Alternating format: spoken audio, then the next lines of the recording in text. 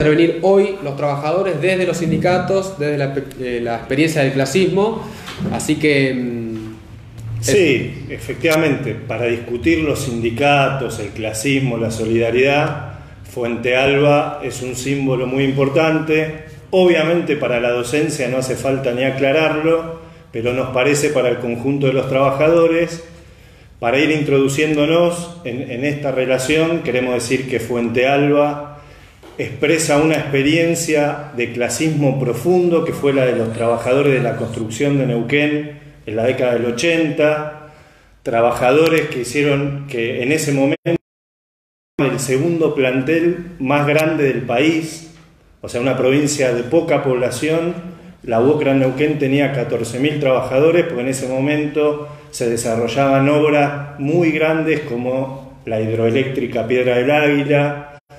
Entonces, Carlos Fuente Alba, siendo joven, viniendo del campo, hijo de peón de estancia chileno de Junín de los Andes, se fue a hacer la secundaria a Neuquén con mucho esfuerzo, pupilo, y ahí, cuando la familia de alguna manera había bregado para que él apueste por un ascenso social estudiando, conoció a la clase obrera, conoció a esa UOCRA dirigida por la izquierda, por el MAS en ese momento, antecesor de lo que somos hoy el Nuevo MAS, dirigida por el compañero del MAS de ese momento y también hoy del Nuevo MAS, Alcides Christiansen, que fue una profunda experiencia clasista que a él lo marcó, que fue su escuela y a la que él aportó. Entonces, nos parece que en esta ida y vuelta entre la intervención y la realidad hoy, en esta situación política tan particular que trasciende una provincia, trasciende un país, es mundial, una experiencia tan profunda como la que simboliza Carlos Fuente Alba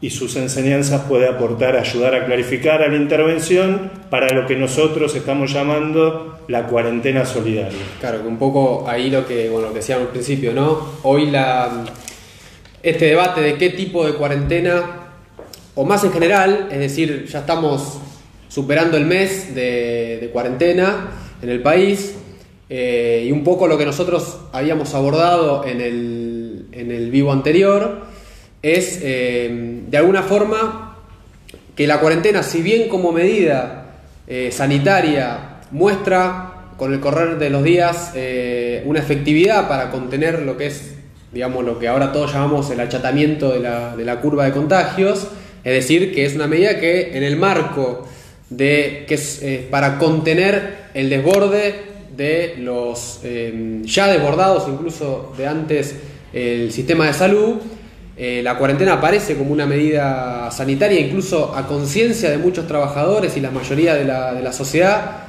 se hace y se respeta y se ve como una medida de contención.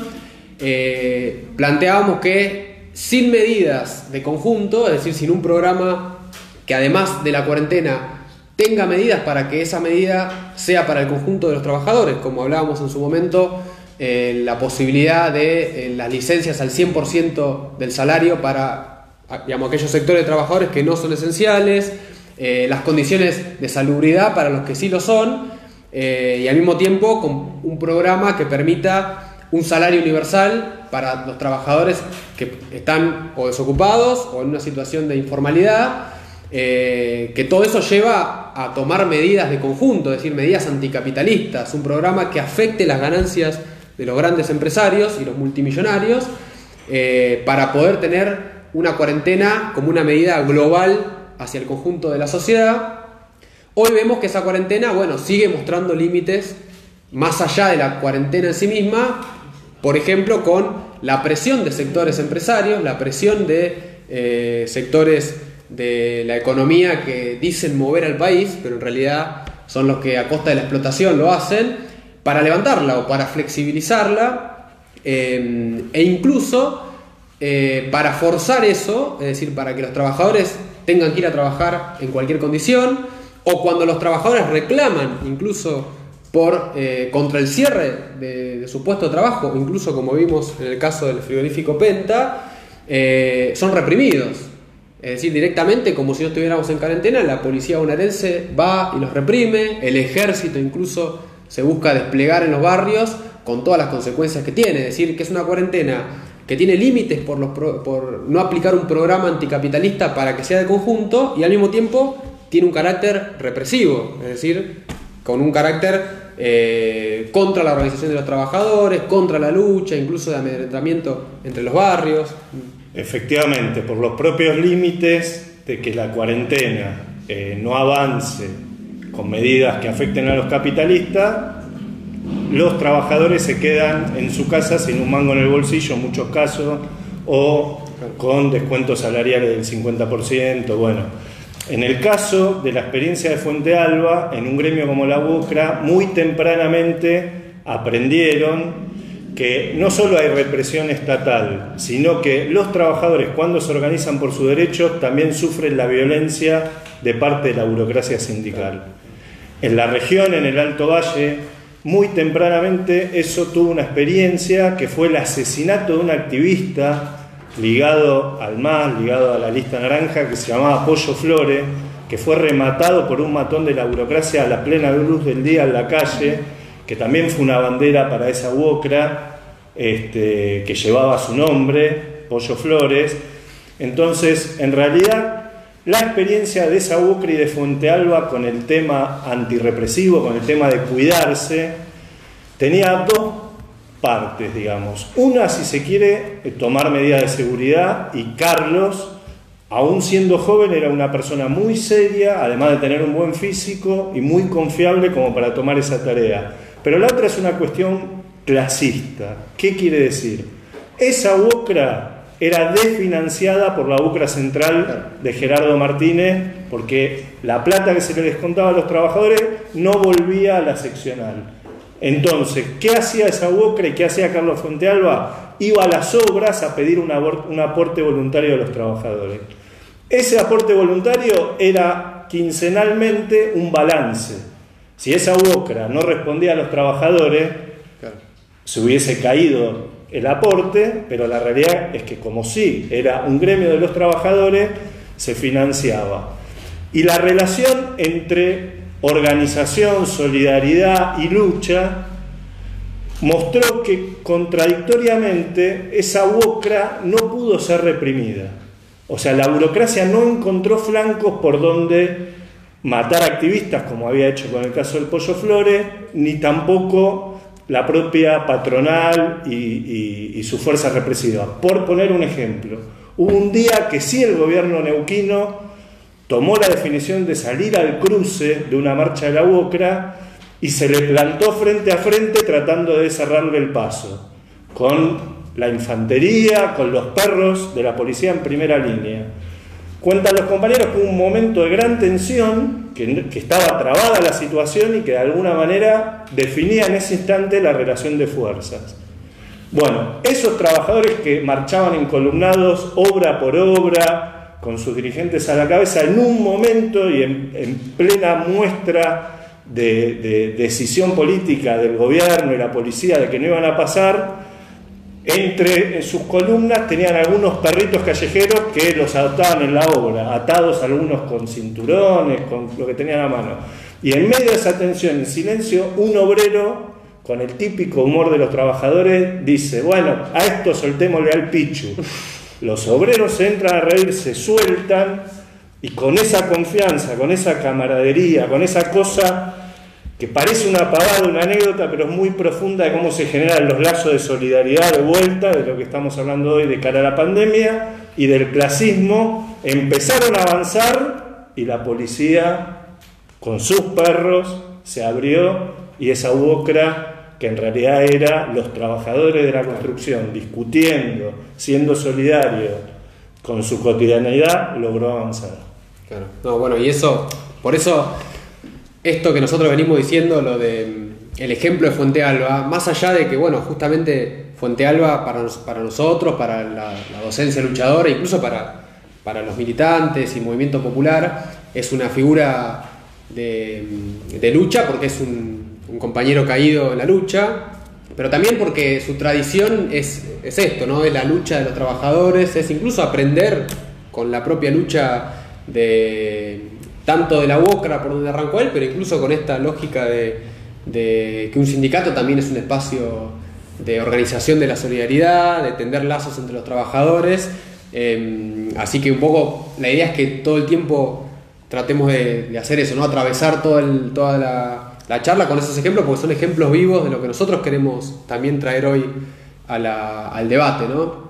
Sí, que hoy en la primera fila los que están son las trabajadoras y trabajadores de la salud, es categórico, es a nivel mundial. Claro, bueno, y justamente eso también, para volver al otro, ¿no? Los límites de una cuarentena que no va hasta el final con medidas de conjunto. En un par de semanas, es decir, en un mes de cuarentena, empieza a mostrar sus límites justamente en el lugar donde primero debería estar, en el último lugar donde deberían expresarse esos límites, que son justamente en la primera línea de batalla contra la pandemia, que son los hospitales. Esta semana, bueno, vimos incluso lo que fue el caso del Hospital Belgrano en San Martín, donde a raíz del contagio no, ya no recuerdo el número, pero creo que fue a partir de 13 trabajadores, y que creo que con el paso de los días llegó a cerca de los 20 trabajadores del hospital que se contagiaron de coronavirus por estar expuestos. Si había un lugar que había que atender y que no podía pasar eso, eran los hospitales. Exactamente, que incluso, bueno, justamente la campaña esta de Cuidemos a los que nos cuiden arrancó por una cuestión básicamente de sentido común, que era que en ese lugar era el primero que había que atender con insumos, con la estatización del sistema de salud, para que no haya hospitales privados o que haya insumos que estén en manos de clínicas privadas y no en estos hospitales, donde se atiende la mayoría de la población y sectores, digamos, los sectores populares. Bueno, a raíz de eso, los trabajadores dieron una lucha, es decir, se organizaron en su lugar de trabajo, en el hospital, en primer lugar para visibilizar esta situación de no tener insumos para no contagiarse ante los primeros casos. Es decir, recordemos que todavía no hay un desborde, incluso según los números que se ven día a día, de casos en el país, y aún así hay un primer desborde en los centros de salud. Ante eso, los trabajadores se organizaron en asamblea, incluso haciendo una especie de corte asamblea en la puerta del hospital, y consiguieron un triunfo. Es decir, digamos, consiguieron lo que tendría que haber estado el primer día, que es test masivos para todos los trabajadores de salud. Claro. Pero básicamente la conquista es conformar el comité de trabajadores, porque ya sacaron la conclusión de que eso no se lo va a brindar ni las autoridades de los hospitales, ni el gobierno. O sea, son los trabajadores que se tienen que poner a la orden del día de cuidarnos entre nosotros, en este caso los propios trabajadores de la salud. Claro, incluso en las entrevistas que veíamos del compañero Federico, que es el compañero delegado ahí de la Comisión Interna del Hospital de ATE, digamos, contaba que, claro, pusieron en pie en esa misma asamblea donde reclamaban los testeos para los trabajadores, para el conjunto de los trabajadores del hospital, y los insumos necesarios para que no vuelva a pasar esto, es decir, para que puedan seguir trabajando, ¿no? Porque los compañeros lo que decían era eso, digamos, nosotros no es que estamos diciendo nos queremos ir del hospital, todo lo contrario, estamos comprometidos porque es nuestro trabajo, nuestra tarea, sabemos que es una tarea esencial, queremos los insumos. Bueno, al mismo tiempo lo que hicieron fue conformar los comités para que los propios trabajadores, tanto enfermeros como técnicos de laboratorio, como los médicos, controlen ellos mismos la realización de los test para todos los trabajadores del hospital, y al mismo tiempo para que esos test estén bajo control de los propios trabajadores. Entonces ahí lo de los comités, es decir, los comités es la puesta en práctica de la organización propia de los trabajadores para defender sus intereses y al mismo tiempo los de la totalidad de la población. Hablando de defender sus intereses, nos comentan que se sumó Alcides Christiansen, a quien saludamos, a quien le debemos gran parte de esta, no solo de las... Claro. Con quien muchos acá en común tenemos otra cosa, que es ser hincha de Racing, algo que supongo que a nivel mundial yo no, vivo, así que lo saludamos a él, como no sé si se habrá podido conectar Juancito Uribe, todos los compañeros de esa UOCRA, también lo saludamos a Juancito, que Juancito con Carlos coincidieron las dos cosas, coincidieron la UOCRA y coincidió en el gremio en Aten, Juancito como portero. Y hablando esto de la primera línea, de la campaña que estamos haciendo desde la militancia, sin exponernos, tomando la medida de la seguridad, pero sin ninguna duda que tenemos que acompañar a los que están en primera línea. Bueno, si hay un ejemplo que sirve de Carlos para explicar lo que es el clasismo, la solidaridad y acompañar a los que están en la primera línea, es la historia de cómo murió, cómo lo matan, que es muy sintomática, simboliza cómo él vivió.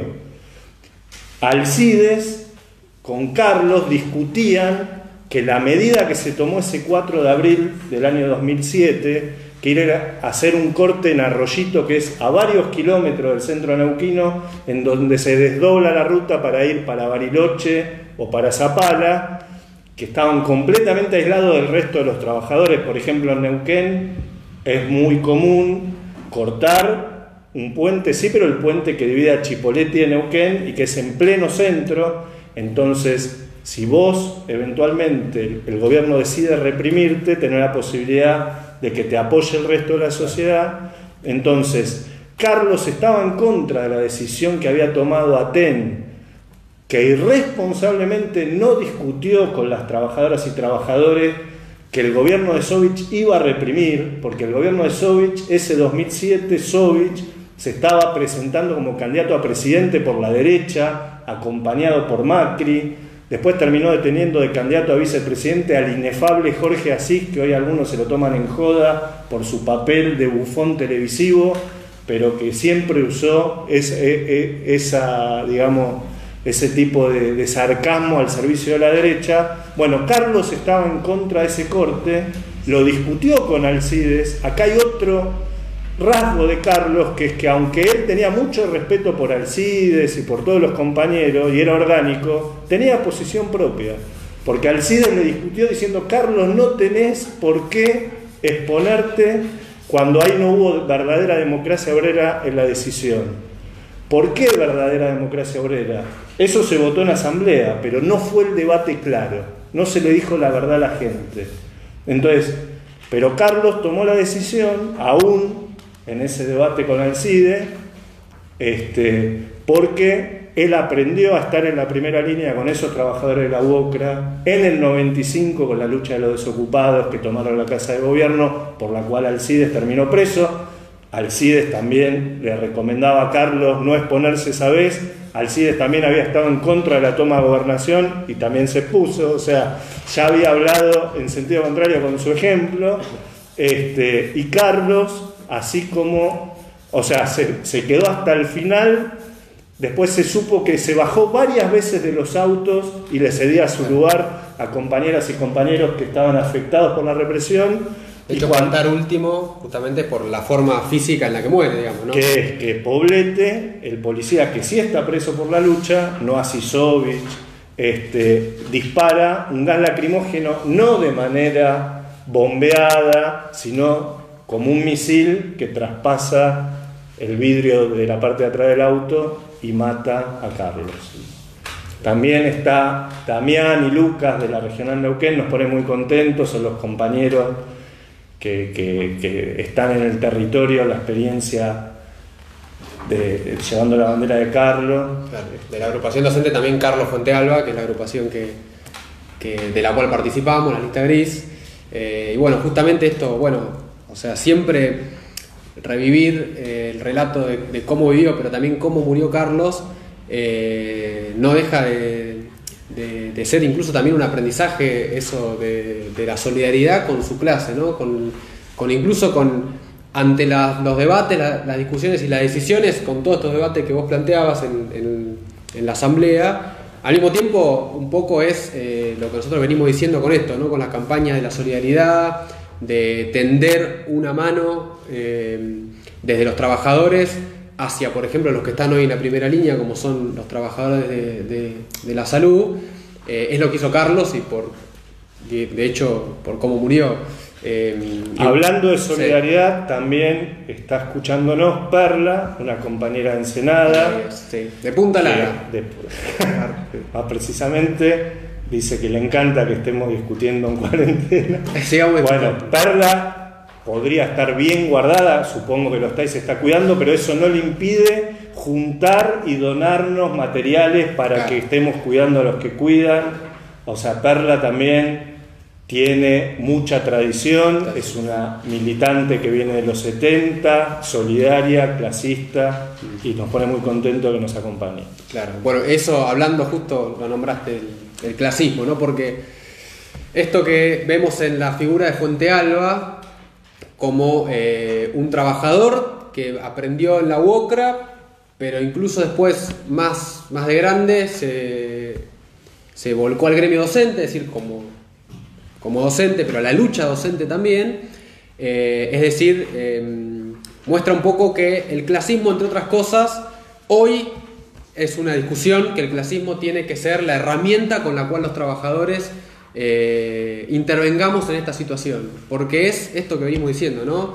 La solidaridad que, por ejemplo, los organismos de los trabajadores, que son los sindicatos por excelencia, al mismo tiempo que son y tienen que ser herramientas para organizar todas estas demandas que venimos planteando sobre el salario universal, el aumento de salario para los trabajadores esenciales, el 100% de las licencias, la prohibición de los despidos, es decir, el sindicato organizando los reclamos de los trabajadores, también tienen que aprender, por así decirlo, o tendríamos que aprender de lo que era para Fuentealba la organización de los trabajadores, que es algo universal, es decir, como herramienta para el conjunto de los trabajadores y no solamente para un gremio o un sector de los trabajadores. Y justamente hablando de esto de estar al servicio de la primera línea, de los trabajadores de la salud, el ejemplo de los trabajadores del Hospital Belgrano, organizando ellos mismos los comités en los hospitales para garantizar la protección de ellos y del conjunto de los trabajadores, es decir, con una perspectiva de lo que debería ser una cuarentena solidaria, como decimos, para que para el que no la pueda hacer, y para el que tiene que estar al frente de las tareas que son irreemplazables como los hospitales, lo puedan hacer en condiciones. Eso solamente quedó demostrado en la lucha de los compañeros del Hospital Belgrano, que lo van a hacer los propios trabajadores, organizando sus asambleas, sus métodos, y un poco también eso contrasta 100% con las direcciones sindicales. Es decir, los que deberían estar en la primera línea, además de los trabajadores de la salud, deberían ser los sindicatos. Están en la primera línea algunos de cuidar directamente los intereses patronales. Hay gremios, algunos de los que... Incluso lo que mencionabas hoy, que lo hemos mencionado en el vivo anterior, con los despidos en Techín, ahora con la entrega de la lucha de Fuentealba. Muy bien. O sea, hay efectivamente el mismo gremio y el mismo personaje, firmando el mismo personaje, Gerardo Martínez, que fue el que intervino la UOCRA en el año 92, en el año 91, de la mano de la policía y del gobierno. Pero básicamente hoy los gremios se dividen en dos: los que están directamente con la patronal, incluso a la derecha del gobierno, pidiendo que se levante la cuarentena, y los que están con el gobierno, con los salarios a la baja, haciendo que los trabajadores paguen la crisis de la pandemia. Pero bueno, en el caso de Fuentealba, antes decíamos que gracias a la lucha de las docentes y del pueblo neuquino todo, y del resto del país, antes de eso se logró con esa lucha meter preso al policía, pero jamás se logró no solo no meter preso a Sovich, sino siquiera imputarlo. Y ahí hay una muestra bien clara de la dirección de ATEN, que no es una burocracia como la de Gerardo Martínez con matones, sino es una burocracia progre, de Morral, de barba, que debe escuchar a Silvio Rodríguez. Que es la misma dirección que la CETERA, que SUTEBA. Por supuesto, así como Baradel tiene pelo largo y barba, etc. Pareciera distinto a la otra burocracia. Sin embargo, en el caso de la lucha de Carlos, su corporativismo fue criminal. ¿Y en qué se manifestó? Apenas muere Carlos, el conflicto se potencia y cambia de eje. El eje pasa a ser político y era fuera Sovich. Fuera Sovich, con las movilizaciones más grandes de la historia neuquina, como fue la del 9 de abril. En un país que por matar trabajadores habían caído presidentes, como de la Rúa y como Duhalde. Y la dirección de Aten, casualmente un 22 de abril de ese año, se sienta a negociar con el mismo gobierno salario, corporativamente, como si no hubiese muerto en el medio Carlos Fuentealba, se sienta a negociar salario, con lo cual implícita y explícitamente dejaba de lado el reclamo de Fuerasovich, porque nadie negocia con quien reclama que se vaya. Entonces, ese es un ejemplo, y 10 años antes, en otro hecho de la lucha de clases neuquina, en el asesinato de Teresa Rodríguez pasó lo mismo. También fue para abril, también había habido un conflicto docente, los desocupados se suman con su reivindicación en ese momento en Cutralcó por trabajo, por algún tipo de subsidio, y el gremio docente, la conducción, la misma noche que matan a Teresa Rodríguez llega a un acuerdo salarial y se desliga de unificar la justicia por Teresa, o sea, hacerle pagar el costo político al gobernador, que también era el MPN, creo que también era Sovich, en la época... De hecho, se volvió a presentar Sovich en las elecciones pasadas. Se presenta en la interna del MPN, la última vez con otro partido conformado, pero yendo a lo que queremos ir, si en cualquier situación el corporativismo de los sindicatos es un error, en las situaciones de este tipo, cuando hay muertos en la lucha de clase, o cuando hay una situación como la de hoy de la pandemia, es directamente criminal. Es una política que atenta contra los trabajadores, que los divide, cuando hoy estamos todos en la misma. Entonces, bueno, un poco... Bueno, recordamos, así un breve paréntesis, que nos pueden mandar preguntas, nos llegan bastante, la idea es responderlas al final, o alguna que otra por ahí, si no nos resulta muy complicado, las respondemos en el momento.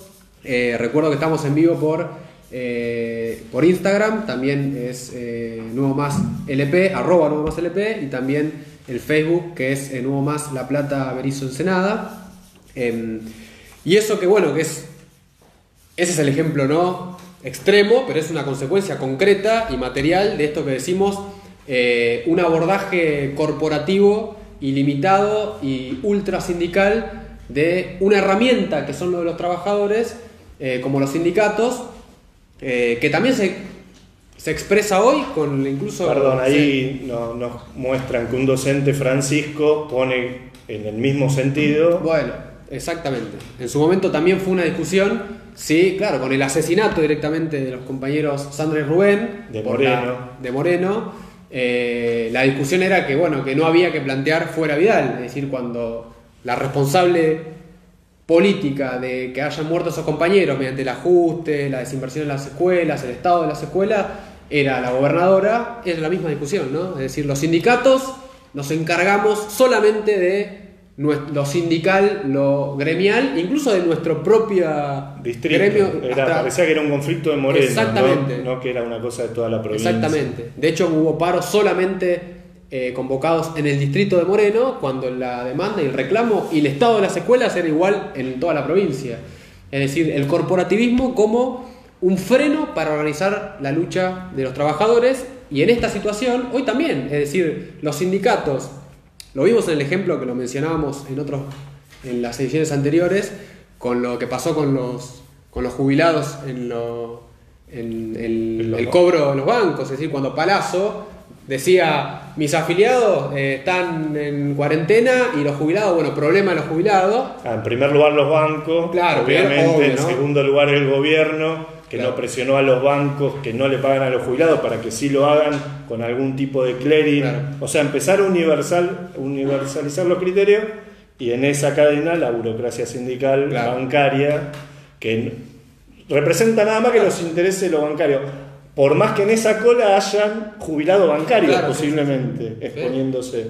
Por eso, este es un debate, digamos, el de corporativismo o el clasismo. Es decir, una alternativa que los trabajadores, desde sus sindicatos incluso, desde el sindicato de cada trabajador, pueda ser una herramienta de organización y de solidaridad y de lucha hacia el conjunto de los trabajadores. Es decir, hacia el conjunto de la misma clase. La novedad, ¿no?, o lo lamentable es que sea un debate también adentro de la izquierda, claro, ¿no? Sí, sí. O sea, vos como parte del Subtema Ensenada, claro, que hoy sigue siendo un debate Hoy, digamos, la urgencia versus la tardanza, ¿no? Porque recordemos, llevamos un mes de cuarentena, y no solo de cuarentena, sino de la crisis social que trae consigo esta pandemia, y hasta hoy en día estamos debatiendo cómo ponerle fecha o cuándo a esto, lo que en el Hospital San Martín, el Hospital Belgrano de San Martín, lo hacen de hecho los trabajadores, presionados obviamente por la situación, los comités, es decir, la organización de los trabajadores,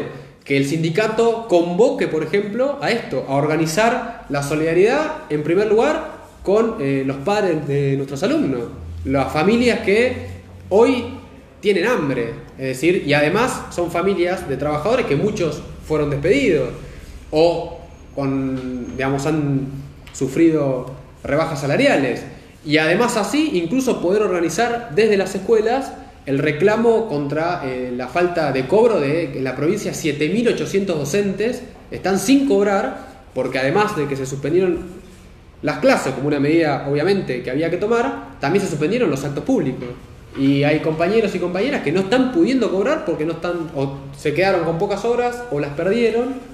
Entonces el sindicato tiene que ser... a un mes de pandemia hay sindicato de izquierda, como el Suteba de Ensenada, que está cerrado. No solo no se acerca a la primera línea, o sea, no está ni en la retaguardia, está cerrado, haciendo falsas discusiones como que, por ejemplo, los trabajadores no están para entregar comida, que eso lo tiene que estar haciendo el Estado. Nosotros le queremos recordar, de vuelta con Fuente Alba y de vuelta con el ejemplo de la UCRA de Neuquén, que en la UCRA de Neuquén había trabajadores que iban a comer, que había una suerte de olla popular permanente en la puerta. ¿Por qué? Porque a diferencia de la burocracia, que entre otros casos le suele echar la culpa de la desocupación a los trabajadores de otras provincias o extranjeros, esa fue una campaña muy común en los 90 de la burocracia y entre otras de la UCRA central.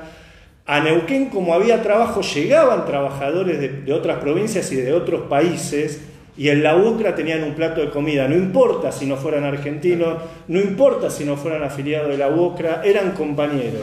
Y no había ninguna dicotomía entre dar de comer y politizar, porque en las mismas marchas encabezadas por esa UCRA, en la que se formó Carlos Fuente Alba, llevaban banderas contra el FMI y se forjaron militantes socialistas hasta el día de hoy en el Nuevo MAS, como Juancito Uribe, como Alcides Christiansen, que venía de la experiencia previa del Rocazo de los 70, pero decenas de compañeros que nosotros entrevistamos en el documental En Obra, que está en YouTube, que no lo digo porque lo hayamos hecho con Marian Finbar, sino porque es mucho más entretenido ver a los compañeros y imágenes de esa época que escucharnos a nosotros contándolo, pero sepan que pueden acceder.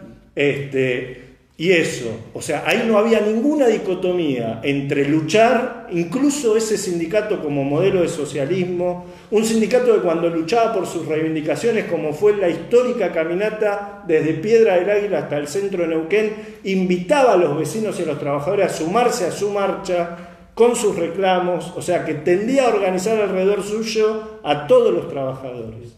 No, y el recuerdo de eso hoy, en este contexto que es extraordinario, me dicen en Aten, Lucas, el sindicato está cerrado, bueno, justamente la política... Un sindicato que representa a trabajadoras que han dado de las mejores luchas de la docencia argentina, tiene a su dirección con las puertas cerradas. Y recordemos que al mismo tiempo esa política no debería extrañarnos de sindicatos alineados políticamente con el gobierno, porque recordamos, fue la política del gobierno el cierre de los sindicatos. En un decreto del 16 de marzo, una resolución, el Ministerio de Trabajo prohibió, antes que la cuarentena, antes que de las medidas médicas, las asambleas en lugar de trabajo. Entonces, hoy que los sindicatos estén cerrados, es que los sindicatos combativos, clasistas, que se dicen clasistas, estén cerrados, están siguiendo la política del gobierno. Y en el sentido de lo que pregunta Marcos, que nos dice qué importancia tienen las conquistas de los trabajadores en todo el mundo y cómo impacta la pandemia en ellas, la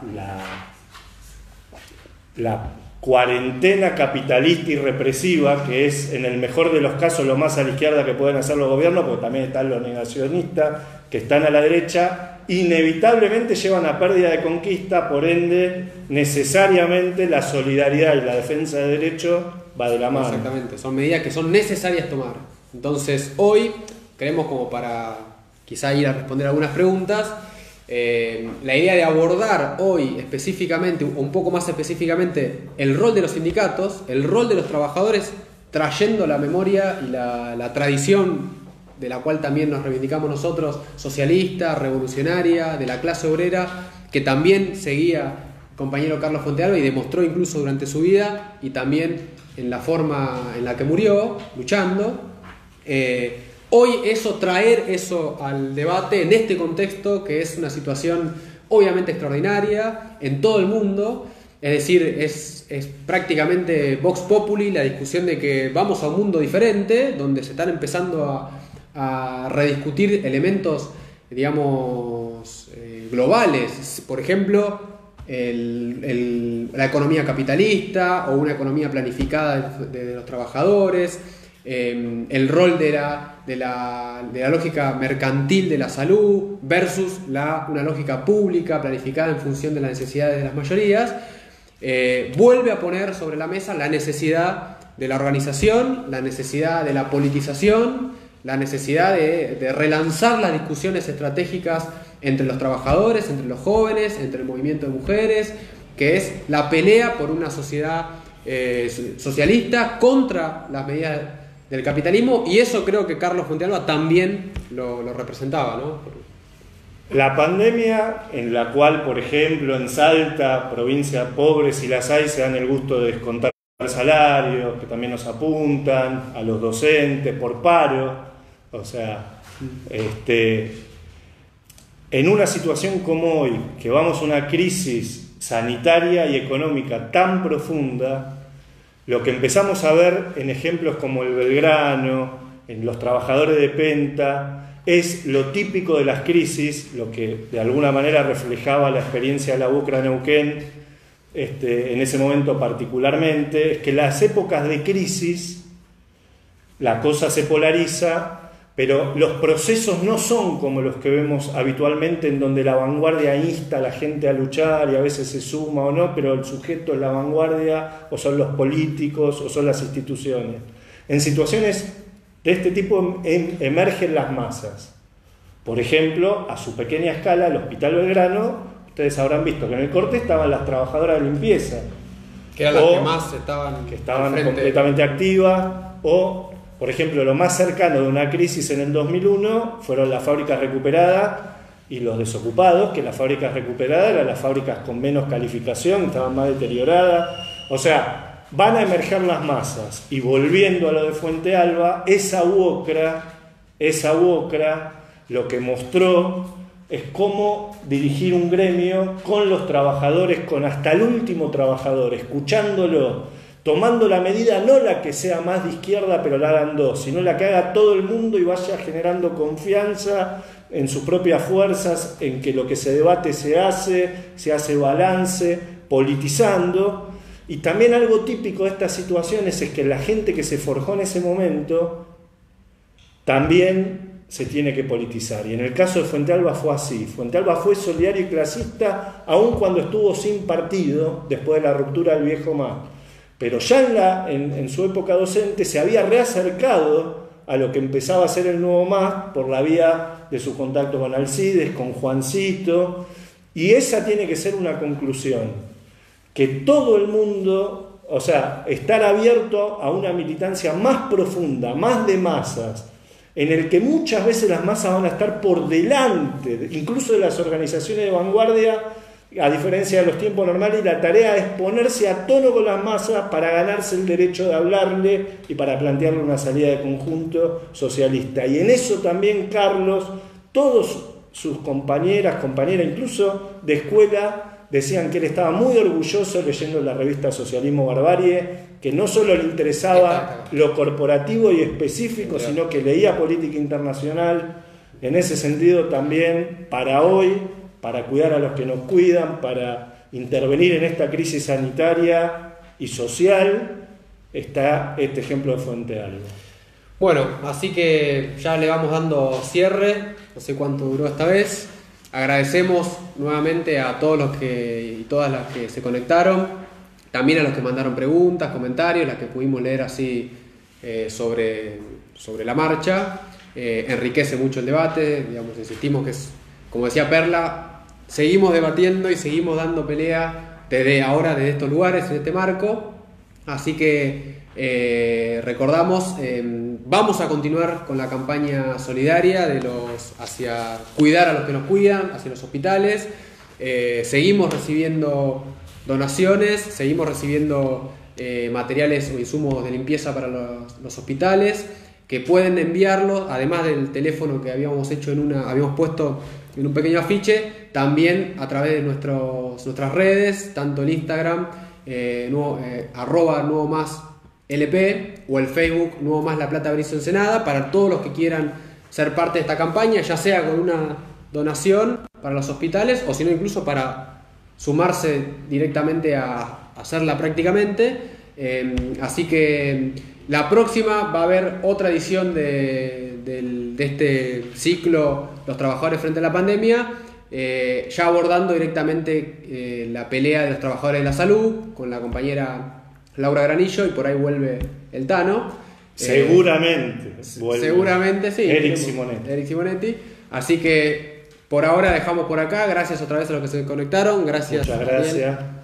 Hasta luego.